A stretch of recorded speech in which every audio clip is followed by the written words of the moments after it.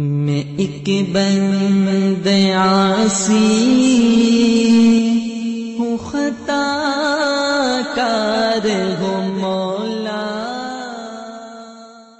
ابی الدرداء قال سمعت رسول اللہ صلی اللہ علیہ وسلم یقول ما من مسلم يرد عن عرض اخیہ الا كان حقا على اللہ ان يرد عنه نار جہنم یوم القیامت ثم تلا هذه الآیة وكان حقا علينا نصر المؤمنین رواہ فی شرح السنہ۔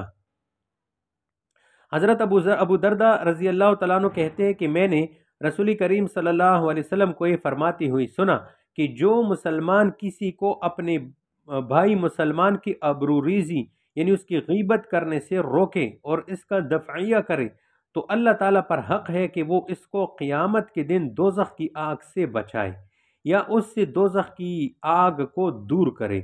پھر حضور علیہ السلام نے یہ آیت پڑھی وَكَانَ حَقًّا عَلَى الْمُؤْمِنِينَ تک، یہاں تک جو ہے یہ آیت تلاوت کی۔ تو کسی مسلمان کی عزت بچانا یہ بہت بڑا ثواب ہے۔